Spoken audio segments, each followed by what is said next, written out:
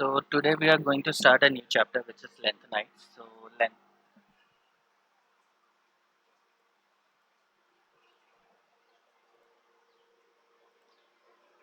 Today we are going to start a new chapter which is lanthanides. Lanthanides और actinides F block के elements हैं और उसमें से हमें सिर्फ lanthanides सिलेबस में है, तो lanthanides इस साल पढ़ेंगे और actinides थर्ड ईयर में, तो actinides थर्ड ईयर में पढ़ेंगे.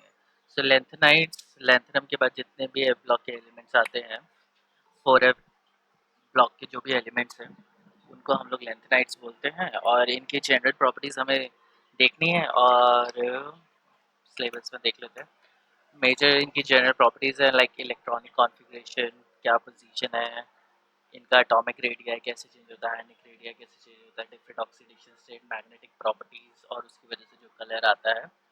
उसके बाद principle of separation of lanthanide. Lanthanide क्या होता है, सारे लेंथेनाइट्स एक ही जगह पे मिलते हैं और उनका जो साइज होता है, इलेक्ट्रोनेगेटिविटी होती है वो आसपास होती है, जिसकी वजह से इनको सेपरेट करना बहुत मुश्किल होता है. तो सेपरेशन के लिए there are few methods like solvent extraction process, ion exchange method. तो ये वाले 2-3 मेथड्स हैं जिसको हम लोग को देखना है. बहुत छोटा टॉपिक है, जल्दी से इसको हम लोग कंप्लीट करेंगे. सो फर्स्ट ऑफ ऑल हमारा ब्लॉक के एलिमेंट्स कहाँ आते हैं, वो नीचे तुम्हें दिखेंगे, इस इधर है, और इन्हें क्या बोला जाता है, इनर ट्रांजिशन एलिमेंट. ये है S block, this is your P block, ये हमारे हैं ट्रांजिशन एलिमेंट्स जो कि है डी ब्लॉक के एलिमेंट्स. और डी ब्लॉक के अंदर पाए जाते हैं इनर ट्रांजिशन एलिमेंट्स. बिकॉज ये ट्रांजिशन एलिमेंट्स के अंदर होते हैं तो इन्हें इनर ट्रांजिशन एलिमेंट्स बोला जाता है. और लेंथेनम और एक्टीनियम जो कि डी ब्लॉक के एलिमेंट्स है, इनके बाद ये 14 एफ ब्लॉक के एलिमेंट्स आते हैं.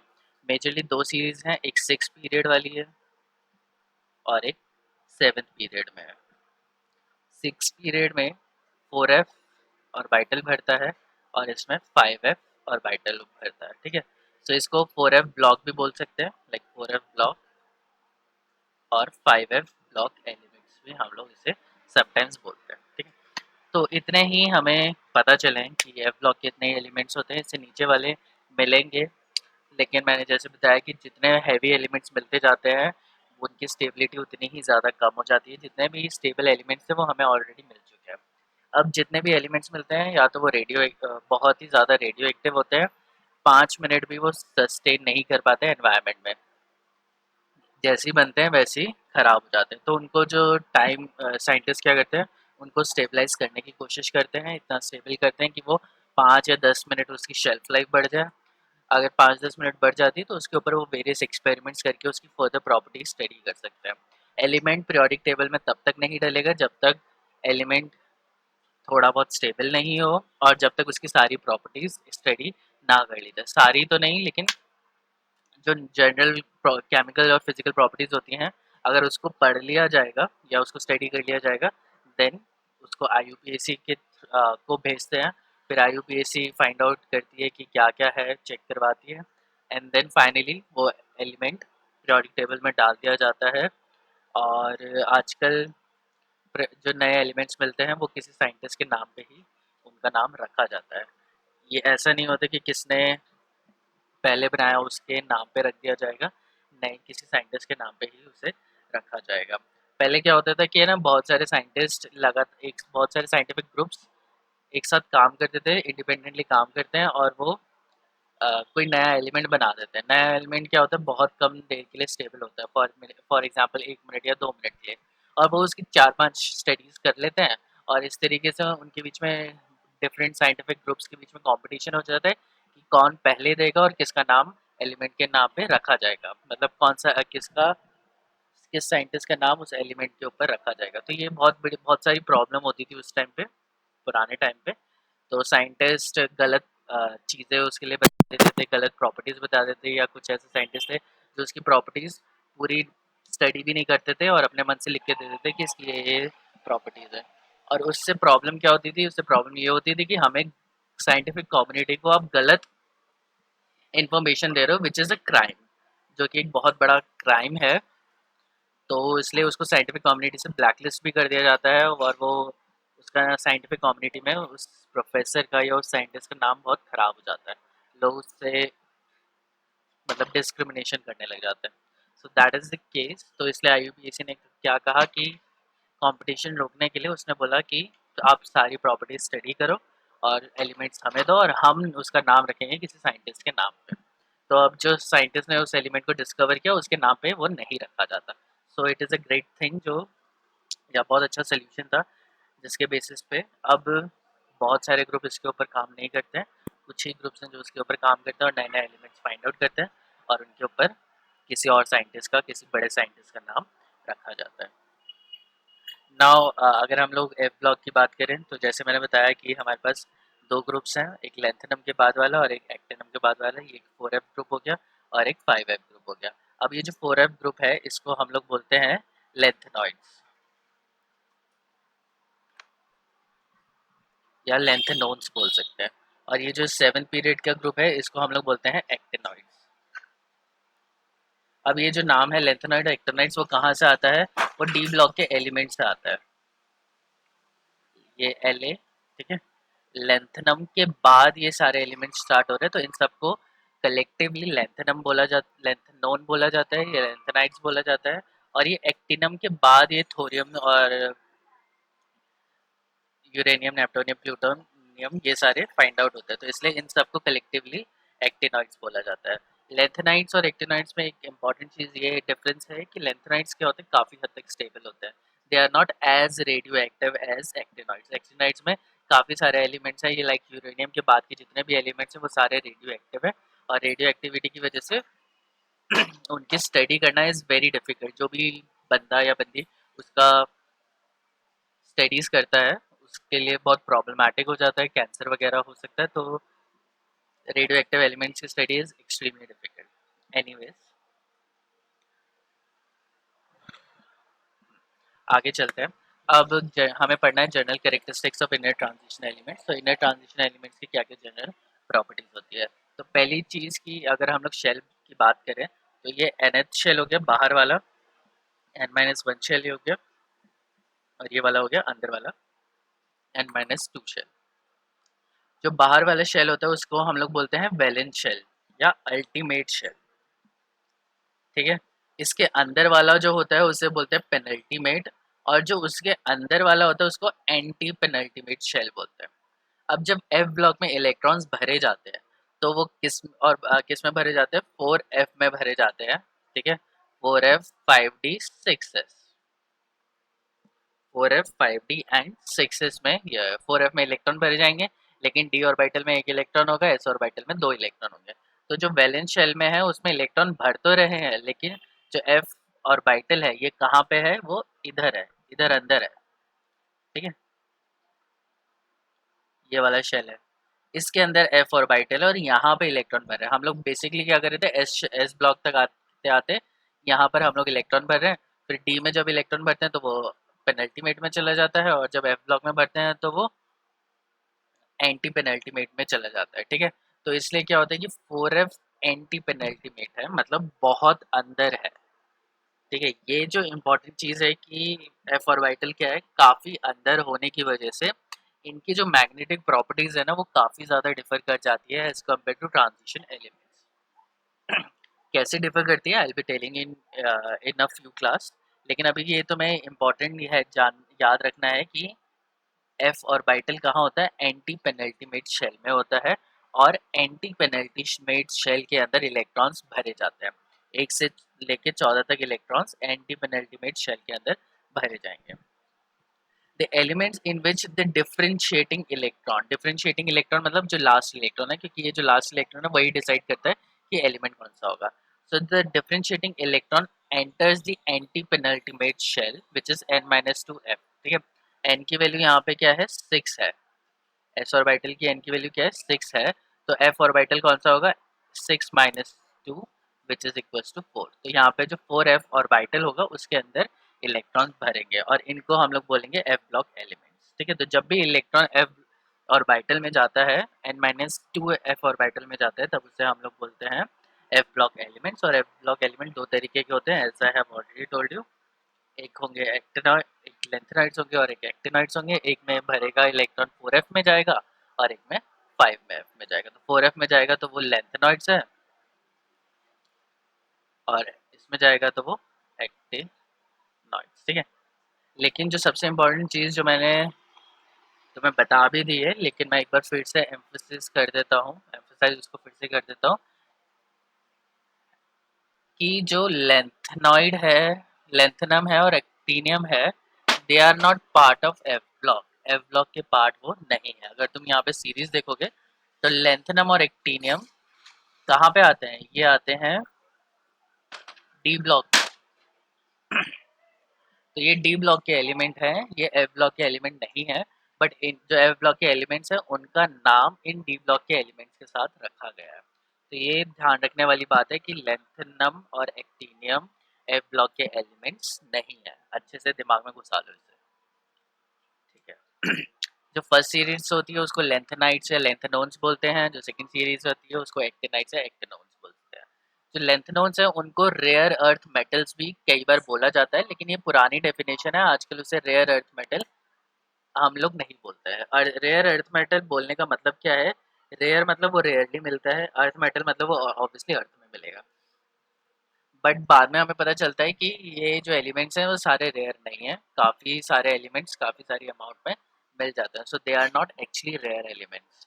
तो यहाँ से इसको रेयर एलिमेंट्स में से रेयर काट दो, रेयर एलिमेंट्स है नहीं, अर्थ में मिलते हैं। तो ये जो नाम है वो सही नहीं है, ये बहुत पहले बोला जाता था, क्योंकि पहले हमें ये एलिमेंट्स मिले नहीं थे। एंड जैसे ही मिलना शुरू हुआ, लेटर वी रियलाइज कि इनकी जो अमाउंट है नेचर में काफ़ी ज़्यादा है, they are not actually very rare.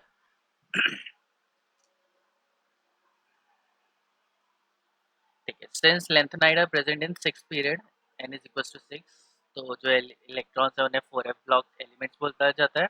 और लेंथेनाइड को डिफाइन कैसे किया जाएगा? Lanthanide can be defined as those element in which the last electrons is filled in 4f subshell. तो 4f सबशेल में जब इलेक्ट्रॉन जाएगा, 4f कौन सा है?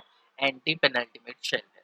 तो 4f सबशेल में जब इलेक्ट्रॉन जाएगा तब उसे हम लोग बोलेंगे एफ ब्लॉक एलिमेंट्स, मतलब लेंथेनाइड्स, 4f ब्लॉक एलिमेंट्स। ठीक है। अब यहाँ पे आ जाते हैं हमारे पास काफ़ी सारे एलिमेंट्स हैं। 1 मिनट देना मुझे।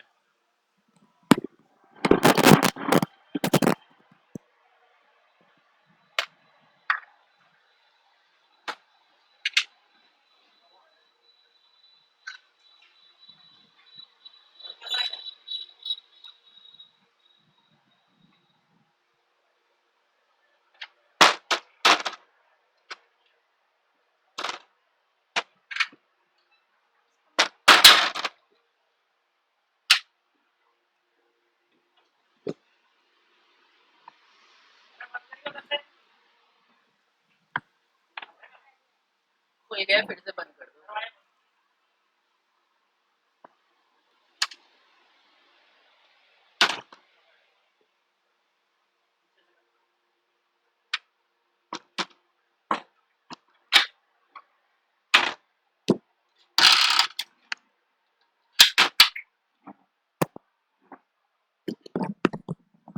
सो we have these 14 elements. Cerium, हाँ तो एक एक करके हम लोग बात कर लेते हैं। So the first element is cerium. ठीक है।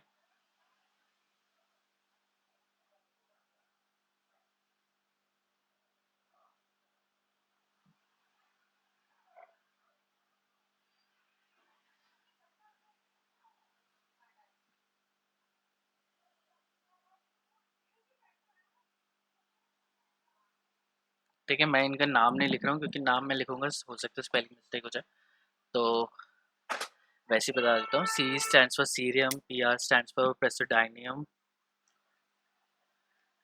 ND stands for neodymium, and PM stands for promethium, SM stands for samarium, europium, gadolinium, terbium, dysprosium, holmium, erbium और थूलियम, यटरबियम एंड ल्यूटेटियम।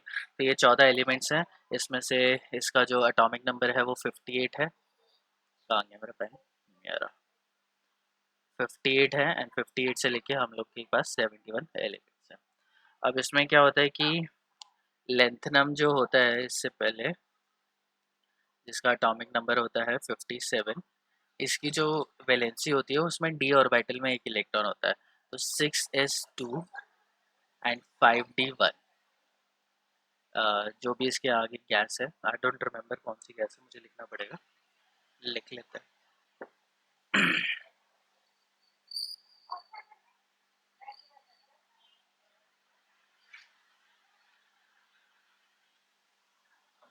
तो xenon is 54 and radon is 86, 36 है।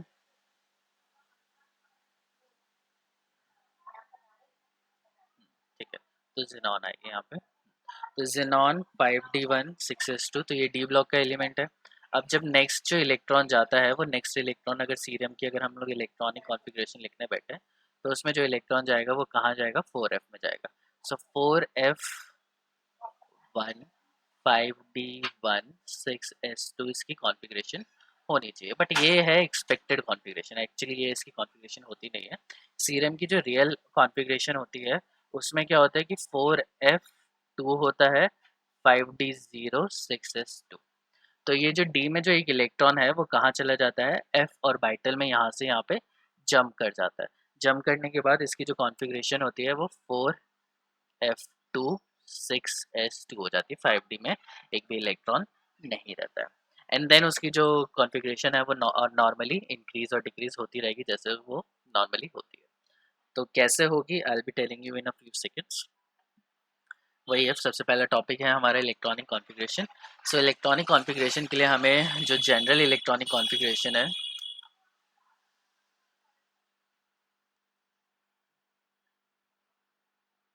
ये है xenon 4f में electron कभी भी एक नहीं होता है, 2 से 14 होता है, क्योंकि जैसे मैंने तुम्हें बताया सबसे पहले एलिमेंट कौन सा है, सीरियम। और सीरियम में एक इलेक्ट्रॉन होना चाहिए था, लेकिन डी ऑर्बिटल में से एक इलेक्ट्रॉन जंप करके 4f में चला जाता है, तो 4f में ऑटोमेटिकली 2 हो जाते हैं। तो 4f में हमेशा जो इलेक्ट्रॉन होंगे वो 2 to 14 होंगे। 5d में इलेक्ट्रॉन 0 हो सकता है या 1 हो सकता है, 1 तो जनरली होता ही था, लेकिन जब इलेक्ट्रॉन वहाँ से आगे कूद जाएगा तो उसमें 0 बचेगा, तो या तो इलेक्ट्रॉन 0 होगा या 1 होगा। सिंस लैंथनम में d1 होता है और उसके बाद जो एलिमेंट आता है उसके अंदर d2 होगा, ठीक है, 14 एलिमेंट्स के बाद। तो इसलिए यहाँ पे क्या होगा, डी में एक इलेक्ट्रॉन होगा या फिर 0 इलेक्ट्रॉन होगा, एस में ऑटोमेटिकली 6s2 ही होगा, जैसे हम लोग डी ब्लॉक के एलिमेंट्स में करते थे 6s2 5s2 4s2, वो ऑटोमेटिकली चलता रहता है। डी में या तो 0 इलेक्ट्रॉन होगा या फिर 1 इलेक्ट्रॉन होगा, और एफ में 2 से लेके 14 तक इलेक्ट्रॉन होंगे। तो 14 एलिमेंट्स हैं, तो 14 इलेक्ट्रॉन एक एक करके भरे जाएंगे। अब इसमें क्या है कि एक्सपेक्टेड जो कॉन्फ़िगरेशन है और जो एक्चुअल कॉन्फ़िगरेशन है, दोनों में काफ़ी डिफरेंस हो जाता है। पहला डिफरेंस तो मैंने तुम्हें सैमरियम में ही बता दिया कि सैमरियम में एक इलेक्ट्रॉन डी ऑर्बिटल में से कहाँ पहुँच जाता है, एफ ऑर्बिटल में पहुँच जाता है। तो ये देखो, लेंथनम की जो एक्सपेक्टेड जो कॉन्फ़िगरेशन थी वो 4f1 होना चाहिए, क्योंकि 4f की एनर्जी 5d से कम होती है, लेकिन उसमें जो इलेक्ट्रॉन होता है वो 5d में होता है। तो 5d में होने की वजह से ये जो एलिमेंट है ये क्या है, डी ब्लॉक एलिमेंट है। एफ ब्लॉक एलिमेंट ये क्यों नहीं हो सकता, क्योंकि इसमें एफ ऑर्बिटल में इलेक्ट्रॉन है ही नहीं। नेक्स्ट है सीरियम। तो सीरियम में जो एक्सपेक्टेड होना चाहिए, जो पहला इलेक्ट्रॉन है वो कहाँ जाना चाहिए, 4f में जाना चाहिए।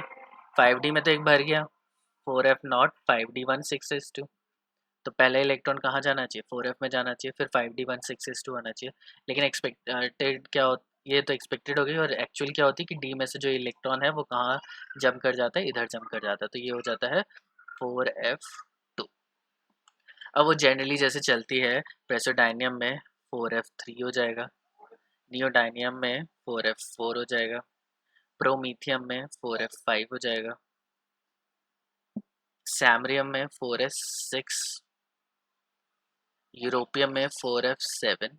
But now we come to the important question, gadolinium में। गैडोलीनियम को हम लोगों ने ब्रैकेट में या इतने बड़े स्क्वायर ब्रैकेट में हम लोगों ने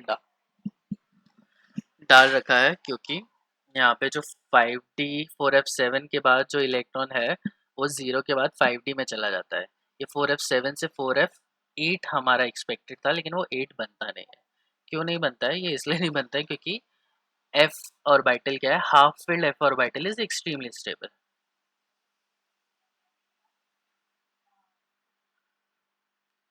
क्योंकि इसकी कॉन्फ़िगरेशन क्या है, 4f7, f7 क्या है, काफ़ी स्टेबल है।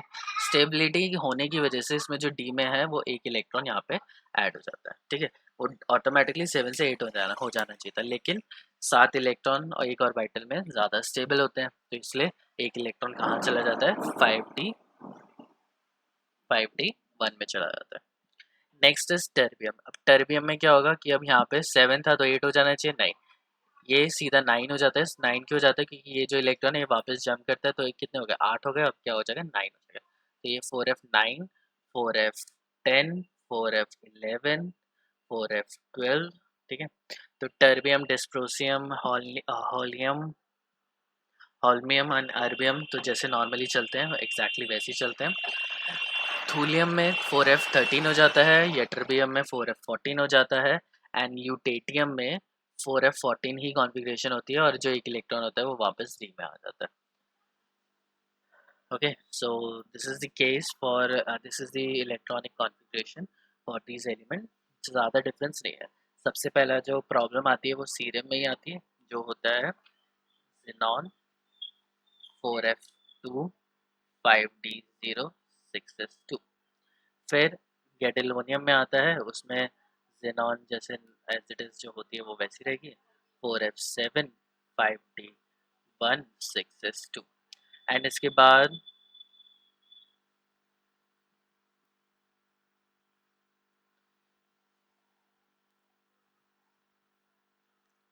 टीबी है, ये क्या है, टीबी है, टर्बियम भी था ना। फिर टर्बियम में क्या होता है, जेनॉन ऐसी रहेगा, फिर ये 4f7 8 और ये सीधा 9 हो जाएगा। एक इलेक्ट्रॉन डाल रहे हैं तो 8 हो जाएगा, एक इलेक्ट्रॉन यहाँ से कूदेगा, 0 6s2। तो these are the only 3 exceptional cases. वो भी एक्सेप्शनल केसेस नहीं है, हमें पता है कि क्या क्या प्रॉब्लम्स हैं इसमें। तो ये दो एक्सेप्शनल केस है, ये तो एज एक्सपेक्टेड ही हो रहा है, जैसे होना चाहिए था, क्योंकि हाफ फील्ड कॉन्फ़िगरेशन ज़्यादा स्टेबल होती है तो ऑब्वियसली उसमें इलेक्ट्रॉन ऐड नहीं होगा, D7 कॉन्फ़िगरेशन D7 ही रहेगी। और इसके बाद फुल फील्ड कॉन्फ़िगरेशन का कोई चक्कर आता नहीं है, क्योंकि इसमें 14 इलेक्ट्रॉन और ऑलरेडी भर गए हैं, तो नेक्स्ट इलेक्ट्रॉन कहाँ जाएगा, डी ऑर्बिटल में जाएगा। So these are the electronic configuration. ये इलेक्ट्रॉनिक कॉन्फ़िगरेशन हमें अच्छे से याद करनी है, याद करने वाली कोई बात नहीं है, एलिमेंट्स याद कर लेना वो बहुत हो जाएगा। ठीक है, तो अब तुम इसे कैसे याद करोगे, there are lot of mnemonics over internet, कि कोई एक लाइन बना देते हैं और लाइन में सारी चीज़ें एक साथ कंबाइन होती हैं, तो वो लाइन याद हो जाती है, उसके बेसिस पे हम लोग एलिमेंट्स याद कर सकते हैं। ठीक है, तो lanthanum, cerium, praseodymium, neodymium, promethium, samarium, europium, gadolinium, terbium, dysprosium, holmium, erbium, thulium, ytterbium and lutetium. इनके तुम्हें नाम भी याद करना है, ये नहीं कि सिर्फ उसके सिंबल्स याद कर लिए, सिंबल्स और इलेक्ट्रॉनिक कॉन्फ़िगरेशन याद कर लोगे वो अच्छी बात है, लेकिन तुम्हें इनके पूरे नाम भी याद होने चाहिए, because you people are from chemistry honours, तो इनके क्या नाम है वो डेफिनेटली याद होने चाहिए। YB stands for yttrium, lutetium, lanthanum, ये सब याद होने ही चाहिए। ठीक है, let's move to the oxidation state. Now we find a very interesting trend in oxidation state. जैसे डी ब्लॉक एलिमेंट्स होते थे, डी ब्लॉक एलिमेंट्स में क्या था, डी ब्लॉक एलिमेंट्स में they have multiple oxidation state, variable oxidation state. पहले oxidation state +7 तक increase होती थी and then it use to decrease, लेकिन यहाँ पे ऐसा केस नहीं है। यहाँ पे जो ऑक्सीडेशन स्टेट है वो कांस्टेंट है, and +3 is the most common and most stable oxidation state. तो यहाँ पे हम लोग जैसे उधर हम लोगों ने बोला था कि +2 ऑक्सीडेशन स्टेट सब दिखाते थे, एंड उसके अलावा बहुत सारी अदर ऑक्सीडेशन स्टेट सारे एलिमेंट्स शो करते थे। लेकिन यहाँ पे क्या है कि +3 is the +3 is the most common and most stable oxidation state.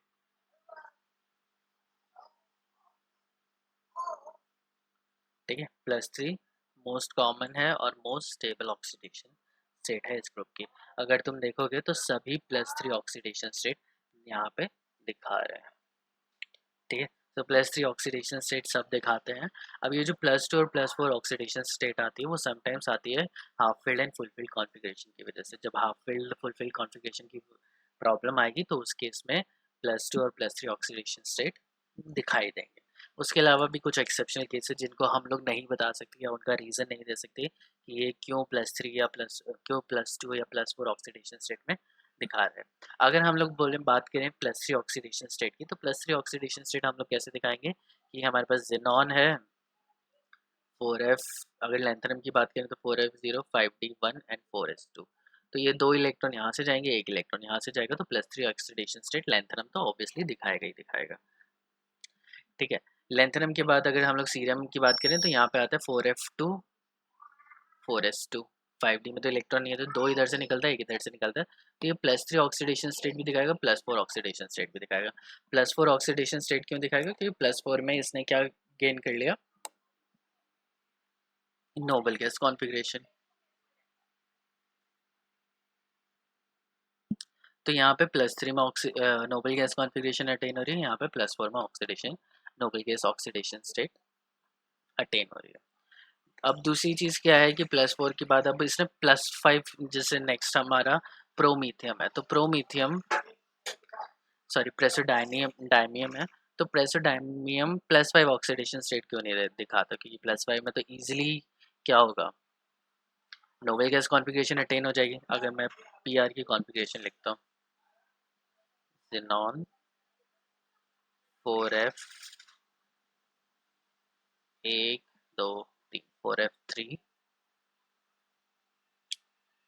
5d0 4s2।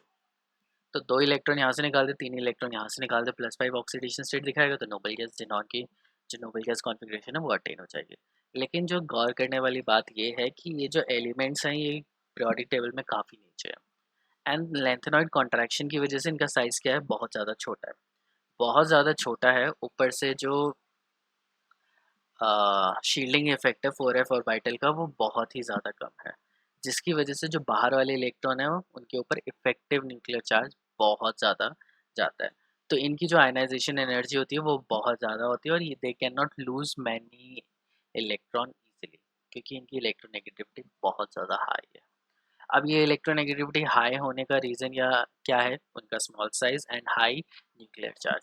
Small size किसकी वजह से आता है? लेंथेनॉइड कॉन्ट्रैक्शन की वजह से आता है। अब ये लेंथेनॉइड कॉन्ट्रैक्शन क्या है, ये हम लोग डी ब्लॉक में भी पढ़ी थी। लेंथेनॉइड कॉन्ट्रैक्शन में क्या होता है कि बीच में 4f ऑर्बिटल्स आ जाते हैं, 4f ऑर्बिटल आने की वजह से इनका क्या होता है, शील्डिंग इफेक्ट इतना ज़्यादा कम होता है कि जो effective nuclear charge s orbital तक पहुंचता है वो बहुत ज़्यादा होता है।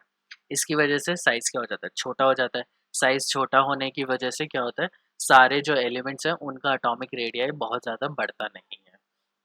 फॉर एग्जांपल देखो, छोटा होना चाहिए, 169 किसका, लेंथेनम का है, फिर इसका 165, और सीरियम एंड प्रोमीथियम सॉरी प्रेसोडायमियम दोनों का ही साइज क्या है, सेम है।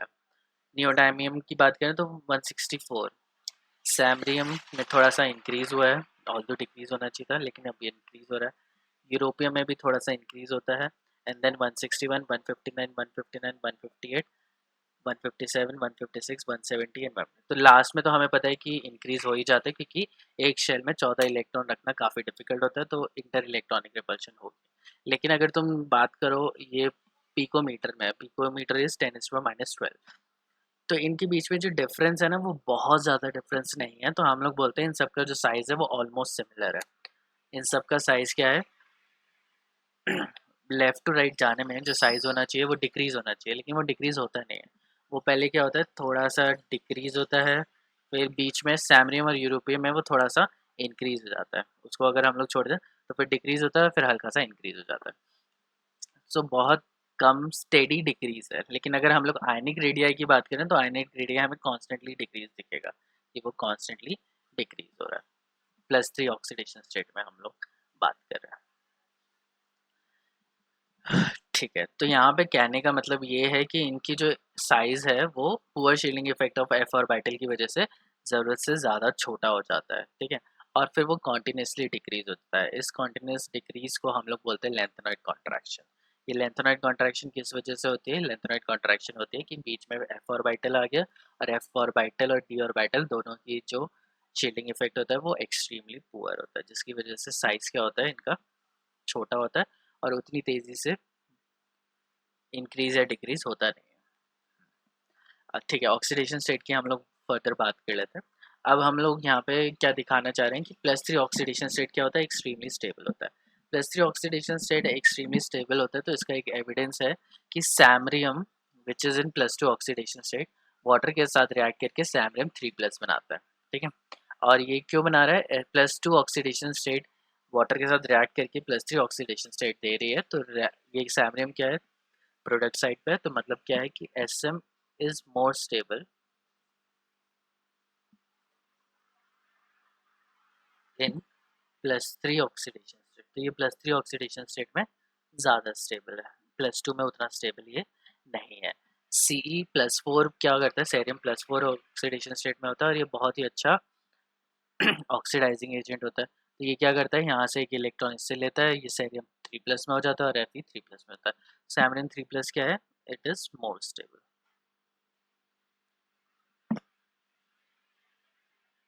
तो सैमरियम +2 ने क्या किया, वाटर का ऑक्सीडेशन कर दिया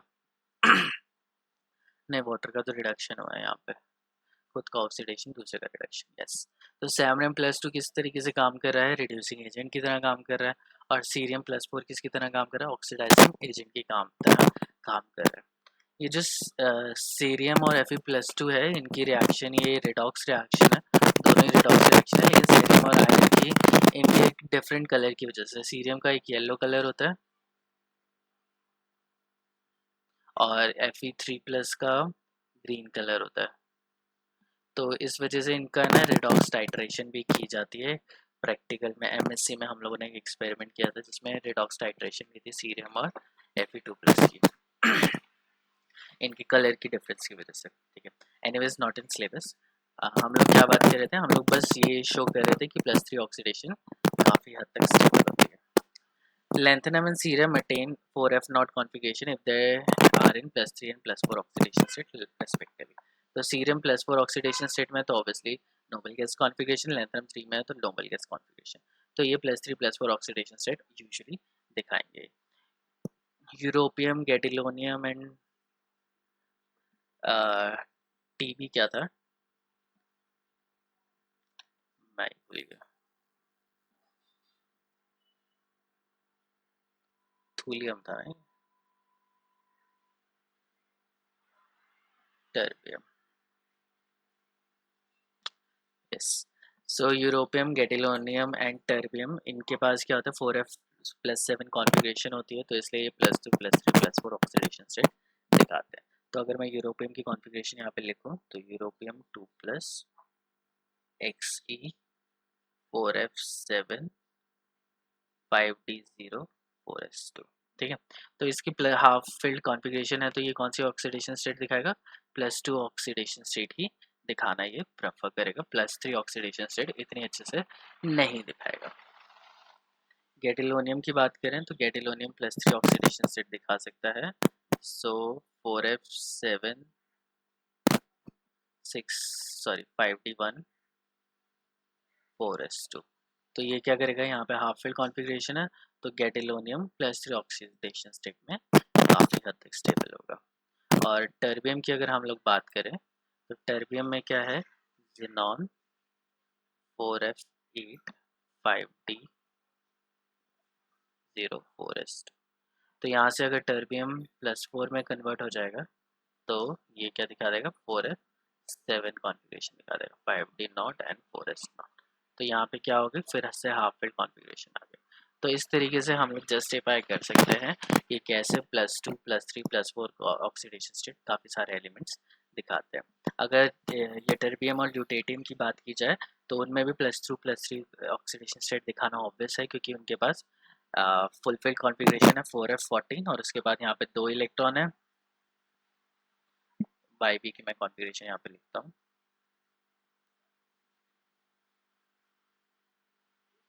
4F14 5D0 4S2। तो ये इसकी कॉन्फ़िगरेशन थी, तो ऑब्वियसली ये +2 ऑक्सीडेशन स्टेट दिखाएगा और यहाँ पे इसकी कॉन्फ़िगरेशन होगी 4F14 5D1 एंड 4S2। तो ये 3 इलेक्ट्रॉन आराम से लूज कर सकता है to give 4F14 pseudo noble gas configuration. तो इस तरीके से हम लोग दिखा सकते हैं कि ये एलिमेंट्स ये वेरियस कॉन्फ़िगरेशन शो कर सकते हैं। नाउ बहुत सारे एक्सेप्शनल केस है, जैसे +2 +3 +4 तो हम लोगों ने कुछ एलिमेंट्स के लिए बता दिए, लेकिन इसके अलावा भी काफ़ी सारे एलिमेंट है, जैसे सीरियम 2+ भी दिखाता है। अब 2+ दिखाने का कोई रीज़न नहीं है, 2 इलेक्ट्रॉन लूज कर ले ज़्यादा स्टेबल हो जाए, लेकिन फिर भी ये 2+ ऑक्सीडेशन स्टेट दिखाता है। ये 4f13, अब बताओ 4f13 दिखाने का कोई सेंस है यहाँ पे? फिर भी ये यहाँ पे ये वाली कॉन्फ़िगरेशन 4f13 है।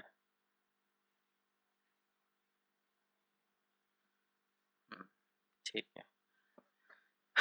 प्रेशर डायमियम है वो 4f2 कॉन्फ़िगरेशन दिखा रहा है, which is actually not stable, वो स्टेबल नहीं होना चाहिए, तो फिर भी ये इस तरह की कॉन्फ़िगरेशन दिखा रहा है। डायमियम +4 ऑक्सीडेशन में 4f2 है, अगेन नॉट मच स्टेबल, फिर भी ये दिखा रहा है। अब ये क्या होता है कि +4 से +5 ऑक्सीडेशन स्टेट दिखाना इतना पॉसिबल नहीं होता है, क्योंकि आयनाइजेशन एनर्जी बहुत ही ज़्यादा हाई है, तो इनसे ये +5 +6 ऑक्सीडेशन स्टेट दिखाई नहीं जाती। डी ब्लॉक के एलिमेंट में जो 3D एलिमेंट था, जो ये बाकी सारे जो ट्रांजिशन एलिमेंट थे, वो काफ़ी हाई ऑक्सीडेशन स्टेट दिखा सकते थे, क्योंकि उनकी जो इलेक्ट्रोनेगेटिविटी है वो उतनी हाई नहीं थी जितनी इन एलिमेंट्स की है। ठीक है, और जो इनकी बाकी की जो एलिमेंट्स हैं, इनका जो ये अजीब अजीब सी ऑक्सीडेशन स्टेट ये दिखा रहे हैं, +2 +4 +3 +3 तो मेजरली स्टेबल होती है, लेकिन ये +2 और +4 दिखाने का रीज़न क्या है? इनकी थर्मोडायनामिक और काइनेटिक फैक्टर्स हैं, जो कि रोल प्ले करते हैं इन देयर स्टेबिलिटी। तो एज सच अगर हम लोग कॉन्फ़िगरेशन के बेसिस पे बताएं तो हम लोग नहीं बता सकते, और इसलिए इनको हम लोगों ने एक्सेप्शनल केसेस में रखा हुआ है, तो ये दिखाते हैं। ठीक है, तो तुम्हें क्या याद करना है? तुम्हें सबकी कॉन्फ़िगरेशन याद करनी है। ऑक्सीडेशन स्टेट में तुम्हें मेजरली बताना है कि सारे जो एलिमेंट हैं वो +3 ऑक्सीडेशन स्टेट में एग्जिस्ट करते हैं। इसके अलावा जैसे सीरियम का तुम दिखा सकते हो कि +4 ऑक्सीडेशन स्टेट है। जो ये आगे वाले जो केसेस है ना 3-4, ये तुम दिखा सकते हो कि जहाँ पे हाफ फील्ड कॉन्फ़िगरेशन है, फुल फील्ड कॉन्फ़िगरेशन है, तो वहाँ पे जाके वो काफ़ी स्टेबल हो रहे हैं, तो वो एलिमेंट्स +3 या +4 ऑक्सीडेशन स्टेट दिखा सकते हैं। इवन +2 तो वैसे नहीं दिखा रहा था कोई भी। तो कैसे +2 या +4 या +3 ऑक्सीडेशन स्टेट स्टेबल है, वो तुम बता सकते हो। और यहाँ पे कुछ सर्टेन एक्सेप्शंस हैं, अगर इसको नहीं भी बताओ तो भी डेफिनेटली अच्छे से चलेगा। तो तुम्हारा क्वेश्चन यही आएगा कि क्वेश्चन डायरेक्टली तुमसे यही पूछा जाएगा कि लेंथेनॉइड एलिमेंट्स की इलेक्ट्रॉनिक कॉन्फ़िगरेशन लिखो, और इलेक्ट्रॉनिक कॉन्फ़िगरेशन में क्या क्या एक्सेप्शनल केस हैं, talk about their oxidation state. तो ऑक्सीडेशन स्टेट तुम नॉर्मली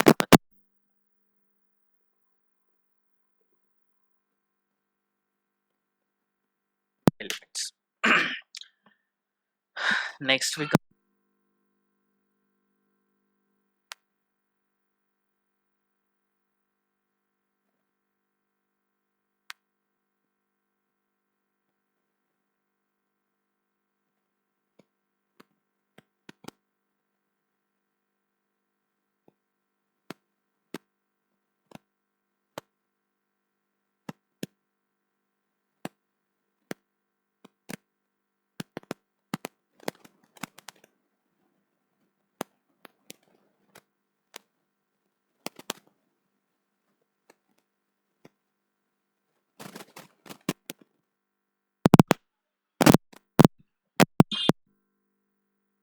आवाज़ आ रही है तुम लोगों को मेरी?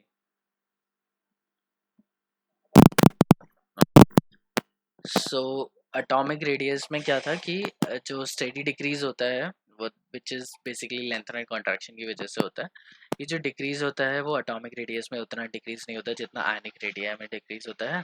और यहाँ पे जो लेंथेनॉइड कॉन्ट्रैक्शन का जो रीज़न है वो हमें पता है, due to the poor shielding effect of DNF orbital. DNF orbital के पुअर शील्डिंग इफेक्ट की वजह से जो इफेक्टिव न्यूक्लियर चार्ज है s ऑर्बिटल पे ज़्यादा पहुँच जाता है और ओवरऑल श्रिंक हो जाता है साइज। तो जो डी ब्लॉक के एलिमेंट्स का जो साइज होता है उनके कंपैरेटिवली उनसे थोड़ा सा छोटा साइज होगा इनका, या उतना ही साइज होगा। बहुत ज़्यादा डिफरेंस नहीं होता है। नेक्स्ट इज जो जनरली क्वेश्चन पूछा जाता है, what are the consequences of lanthanoid contraction. तो लेंथेनॉइड की कॉन्ट्रैक्शन के कुछ बहुत मेजर कॉन्सिक्वेंसेस हैं। पहला कॉन्सिक्वेंस है basic character of lanthanoid hydroxides. तो लेंथेनॉइड हाइड्रोक्साइड है MOH थ्राइस, जैसे एल्यूमिनियम हाइड्रोक्साइड हो गया। तो ये क्या होता है, हाइड्रोक्साइड है, तो ये क्या देंगे Al3 plus plus thrice of OH negative. But इनका जो आयनिक करेक्टर है ना वो बहुत कम होता जाता है as we move from lanthanum to lutetium. अब हम लोग क्या कर रहे हैं कि लेंथेनम है,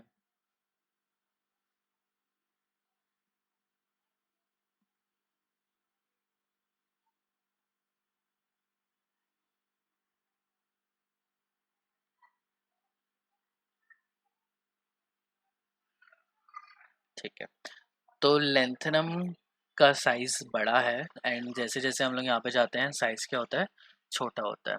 ठीक है, लेकिन छोटा हो तो रहा है लेकिन बहुत ज़्यादा छोटा नहीं हो रहा, तो कंसिडर करो कि सबका साइज सेम है। लेकिन साइज सेम है लेकिन इनके अंदर क्या है, एक एक इलेक्ट्रॉन इंक्रीज हो रहा है। सबसे ज़्यादा इलेक्ट्रॉन किसके हैं, ल्यूटेटियम के पास है। ल्यूटेटियम के पास सबसे ज़्यादा न्यूक्लियर चार्ज है, साइज छोटा है, साइज छोटा है, न्यूक्लियर चार्ज ज़्यादा है, तो मतलब क्या है, हाई इलेक्ट्रोनेगेटिविटी है।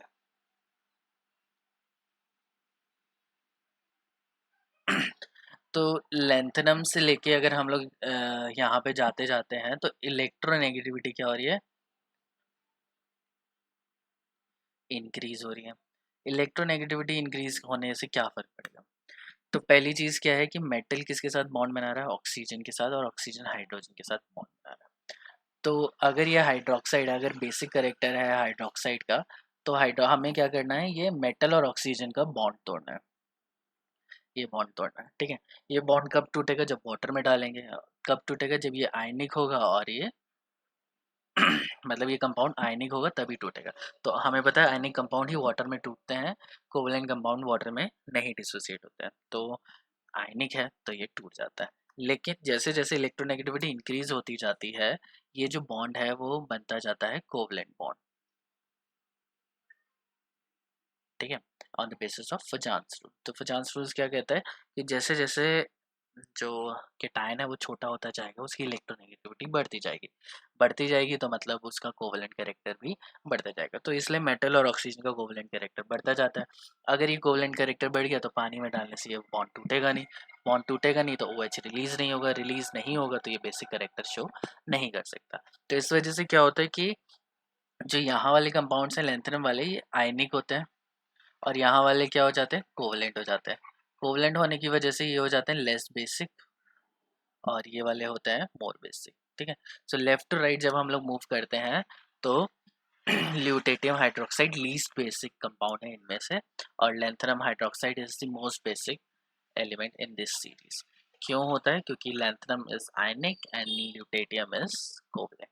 कोवलेंट किस लिए है, क्योंकि हाई इलेक्ट्रोनेगेटिविटी है, और इलेक्ट्रोनेगेटिविटी हाई है, पोलराइजिंग पावर हाई है, तो कोवलेंट कैरेक्टर ऑब्वियसली ज़्यादा होगा।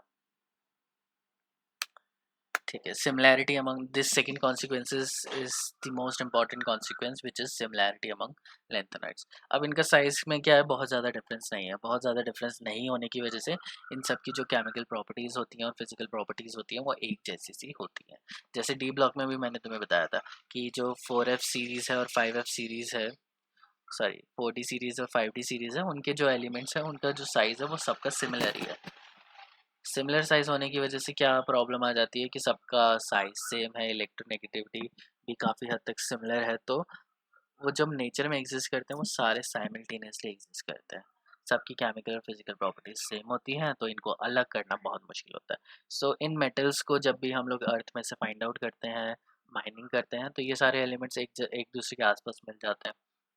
मिलने के बाद ये एक दूसरे के अंदर इतने अच्छी तरीके से मिले होते हैं कि इसका मेटलर्जी करके उनको बाहर निकालना बहुत मुश्किल हो जाता है। सबकी केमिकल प्रॉपर्टीज सेम है, सबकी फिजिकल प्रॉपर्टीज सेम है, तो इनको कोई भी चीज़ों को अलग कब करेंगे, जब वो अलग तरीके से दिख रहे हैं। दो चीज़ों को मैं मिक्स कर दूं और वो तुम्हें दोनों ही सेम दिखेंगे, तो उनको डिफरेंशिएट तुम कैसे करोगे कि कौन सा क्या है। तो इन इन लेंथेनॉइड्स या 5D और 6D 4D और 5D एलिमेंट्स में भी यही प्रॉब्लम होती है कि ये सब एक जैसे से ही दिखते हैं, तो इनको सेपरेशन क्या होता है, बहुत ही ज़्यादा मुश्किल होता है। पी ब्लॉक में ऐसा नहीं होता है, इस ब्लॉक में ऐसा नहीं होता है। ये जो सारे एलिमेंट्स हैं वो इंडिपेंडेंटली एग्जिस्ट करते हैं। कोई गैसेस स्टेट में है तो कोई सी में मिलेगा, कोई इधर मिलेगा, कोई उधर मिलेगा, क्योंकि इनकी केमिकल और फिजिकल प्रॉपर्टीज़ काफ़ी हद तक डिफरेंट होती है। बट इनकी क्या है, सबकी ही सिमिलर है, सबकी सिमिलर हैं, तो इस वजह से ये सारे एक जगह पे ही मिल जाते हैं और हमारे लिए बहुत बड़ा प्रॉब्लम क्रिएट कर देते हैं, क्योंकि इनको हम लोग अलग नहीं कर सकते, सेपरेट नहीं कर सकते, मतलब बहुत आसानी से सेपरेट नहीं कर सकते। सबकी सॉल्युबिलिटी और सबका सब कुछ है ना, 90% of the properties are same. अब सारी प्रॉपर्टी सेम होंगी तो उनको डिफरेंशिएट करना बहुत ही ज़्यादा मुश्किल है, या सेपरेट करना बहुत ही ज़्यादा मुश्किल है। तो इसके लिए हमें बहुत ही एडवांस मेथड्स रिक्वायर्ड होते हैं, जो कि हमारे सिलेबस में भी है, जैसे आयन एक्सचेंज मेथड या सॉल्वेंट एक्सट्रैक्शन मेथड। ये होते तो बहुत डिफिकल्ट मेथड्स हैं, लेकिन करने ही पड़ते हैं कि इनको हम लोग एक दूसरे से अलग कर सकें। So it is one of the major consequence of lanthanoid contraction. अगर लेंथेनॉइड कॉन्ट्रैक्शन नहीं होती तो ये एलिमेंट्स भी एस और पी ब्लॉक की तरह ही बिहेव करते हैं।